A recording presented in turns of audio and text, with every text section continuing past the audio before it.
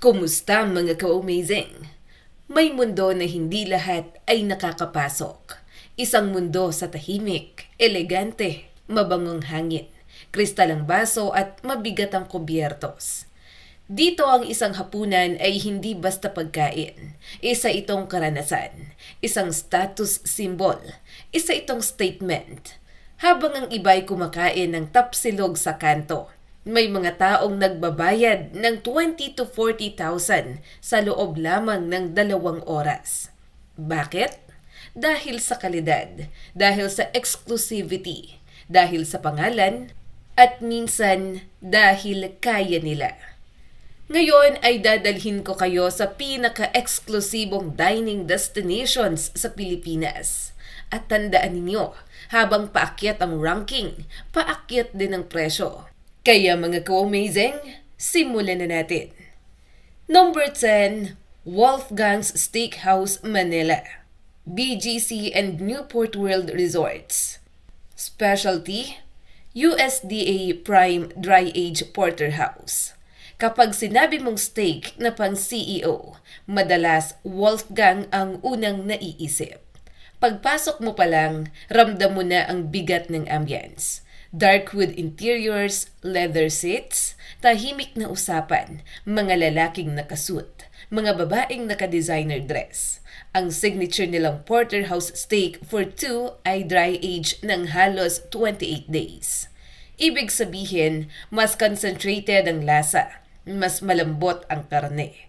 Ang pag-slice ng steak dito ay parang ceremonial act. Sizzling, makintab at pink sa loob. Isang kagat pa lang, ramdam mo ng premium beef fat na natutunaw sa dila. Kapag sinamahan mo pa ng imported red wine, lalong tataas ang bill. Estimated na presyo para sa 2 tao, 18 to 25,000 pesos. Hindi pa kasama ang tip. Number 9, Blackbird. Isang dating airport tower na ngayon ay sentro ng elite dining. Matatagpuan sa Nelson Tower, Ayala Triangle, Makati City. Mga ka-amazing, bago pa maging sentro ng negosyo ang Makati, may isang maliit na airport terminal dito noong 1930s. Isang control tower kung saan nagtitake off ang mga eroplano ng lumang Maynila. Ngayon, dito nagtitake off ang mga relasyon. Dito naglalanding ang mga business deal. At dito nagaganap ang ilan sa pinakasosyal na hapunan sa lungsod. Pagpasok mo sa Blackbird, parang bumalik ka sa panahon ng Old Hollywood. Art Deco interiors, high ceilings, grand staircase, soft jazz music sa background. Atmosphere, mahabang kortina, candlelight tables, servers na parang trained sa European fine dining schools, mga bisitang naka-blazer at silk dress. Dito madalas nagdi-dinner ang mga corporate executives, mga artista, mga high-profile couples, signature dishes, USDA prime ribeye, lumbrak na may herb crust, fresh seafood platters, decadent chocolate souffle. Ang steak dito ay hindi lang basta luto. Ito ay precision. Perfect medium rare na may crisp sear sa labas at juicy pink center sa loob. Ang bawat hiwa ay parang slow motion moment sa isang luxury commercial. At kapag nag-order ka ng wine, ang kanilang wine list ay may international selection mula sa France, Italy at California. Estimated presyo para sa 2 tao, 12,000 to 18,000 pesos. With premium wine pairing ay maaaring umabot ng 22,000 pesos o higit pa. Isang gabi sa Blackbird ay parang eksena sa isang romantic movie. Number 8, Toyo Eatery. Modernong mukha ng lutong Pilipino sa global stage. Matatagpuan sa Makati. Kung ang Blackbird ay simbolo ng Western elegance, ang Toyo Eatery naman ay simbolo ng Pilipinong pagbangon sa global culinary scene. Hindi grande ang lugar, hindi malaki ang signboard, pero ang reputasyon nito International. Napasama ito sa listahan ng Asia's 50 Best Restaurants. At hindi basta-basta yon. Pagpasok mo, minimalistic ang interior. Wood tones, clean lines, tahimik na ambience. Walang masyadong dekorasyon dahil ang focus ay nasa plato. Tasting menu experience.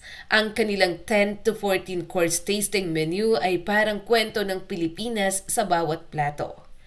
Isipin mo, isang maliit na bowl ng sinangag pero gawa sa heirloom rice mula Cordillera. Isang reinterpretation ng kinilaw na may fermented coconut milk foam. Isang adobo na ginawang modern plating pero dala pa rin ang lalim ng lasa. Maliit ang servings pero intense ang flavor. Hindi ka mabubusog sa dami, mabubusog ka sa ideya. Experience, ipinapaliwanag ng server ang bawat dish. May kwento ang bawat ingredient. May cultural context ang bawat plating. Ang dessert nila minsan ay inspired sa local fruits katulad ng mangga, kalamansi at kakao. Sa toyo, hindi ka lang customer. Isa kang witness sa evolution ng Filipino cuisine. Estimated presyo para sa 2 tao, 14 to 18,000 pesos. With wine pairing ay pwedeng umabot ng 20,000 pesos o higit pa. Ang mahal dito ay hindi imported steak. Ang mahal dito ay creative vision. At ang tanong, magkano ang halaga ng kultura? Number 7, Antonio's. Garden fine dining na parang nasa Europe. Matatagpuan sa Tagaytay. Mga ka-amazing! Kung gusto mong maranasan ang luxury dining na malayo sa ingay ng syudad, Antonio's ang sagot. Mahabang driveway, lush greenery, malamig na hangin ng Tagaytay. Pagbaba mo ng sasakyan, parang pumasok ka sa isang European country state. Classic architecture, white columns, elegant chandeliers. Dito, mabagal ang oras. Hindi ka minamadali. Dining experience, fresh oysters, premium steak cuts, lobster thermidor, handcrafted desserts. Ang bawat course ay inihahain na parang ceremony. May servers na attentive pero hindi intrusive. May mga couples na nagsa-celebrate ng anniversaries. May mga pamilya na nagma-milestone dinner. Atmosphere, romantic garden setting, classical music sa background, candlelight sa gabi. Ang steak nila, perfectly grilled, may deep char flavor, juicy sa loob, at kapag dessert na, chocolate lava cake o creme brulee na may perfectly torched sugar top. Estimated price para sa 2 tao, 15,000 to 22,000 pesos.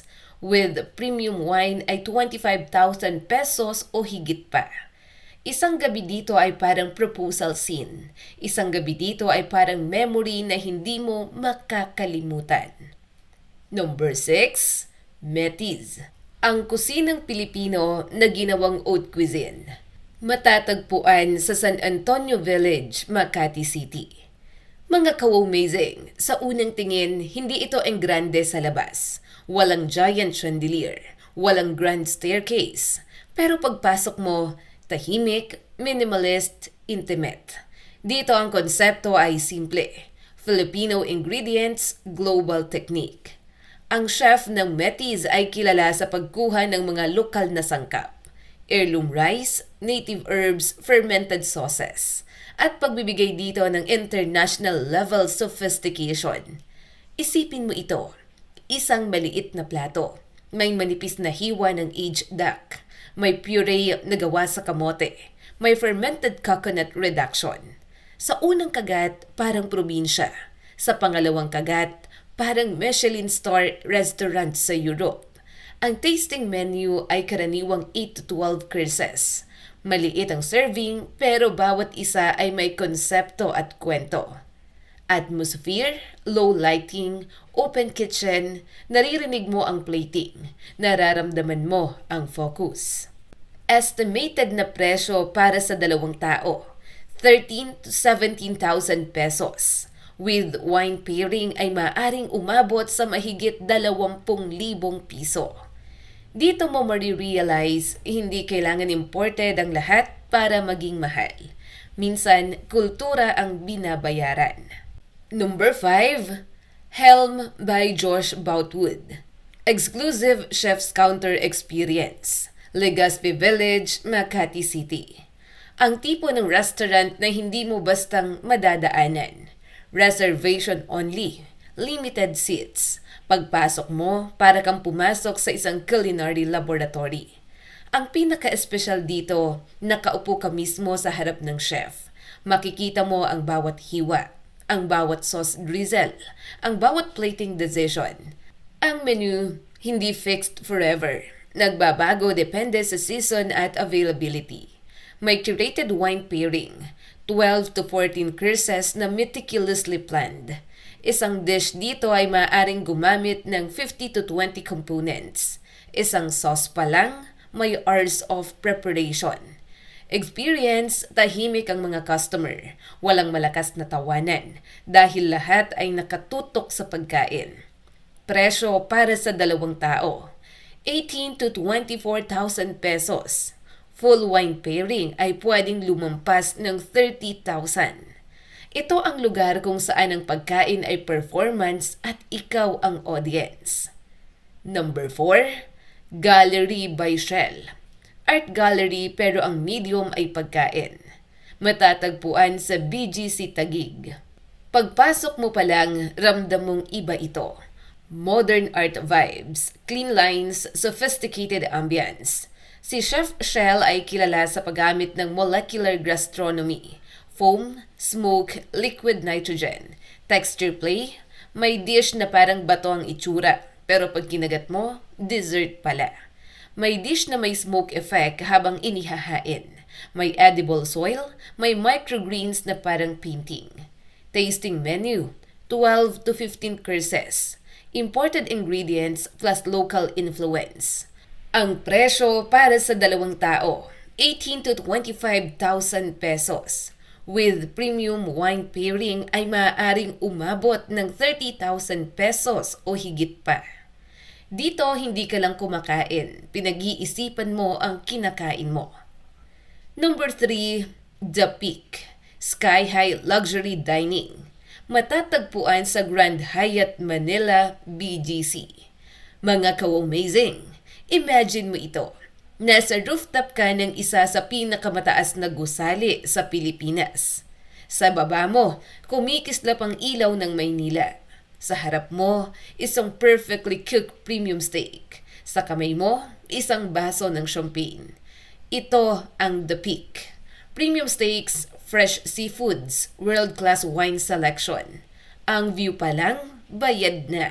Maraming business tycoons ang dito nagse-celebrate ng deals. Maraming anniversary ang ginugunita rito.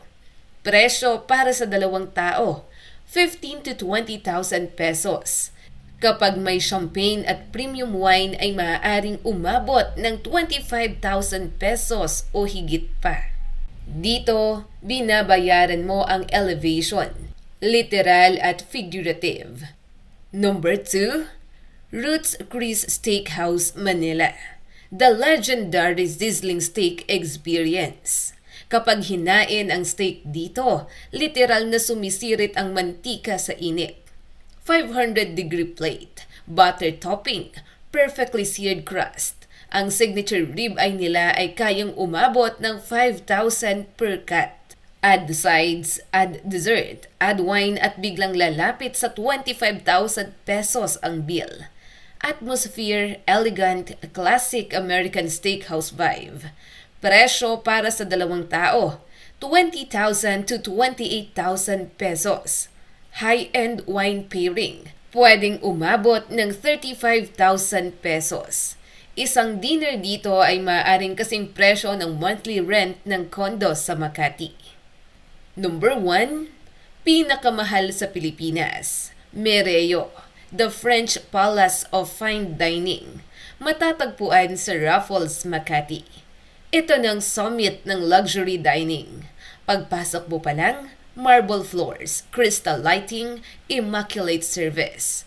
Ang menu ay French degustation, black truffle, premium imported cheese, rare French wine bottles na may presyong parang maliit na lupa sa probinsya. May mga bottle ng wine dito na higit 20 to 50,000 pesos. Isang full degustation menu with wine pairing. Pwedeng umabot ng 40,000 pesos pataas para sa 2 tao. Estimated presyo para sa 2 tao ay 25,000 to 40,000 pesos. Dito mo mararamdaman ang tunay na elite dining experience. Tahimik ang paligid, refined ang galaw ng staff, parang nasa parties ka, pero nasa Makati ka lang. Mga ka-Wowmazing, hindi masama ang gumastos para sa experience. Pero tandaan, may mga taong kumakain para mabuhay. May mga taong nabubuhay para kumain. Kung bibigyan ka ng 40,000 pesos ngayon, luxury dinner ba o investment? I-comment lang ang iyong sagot sa ibaba. At kung gusto nyo pa ng mas malalim na luxury exposes, huwag kalimutang mag-like and subscribe at pakishare na rin ang video na ito para mas marami pa ang makapanood. Hanggang sa muli mga ka-Wowmazing!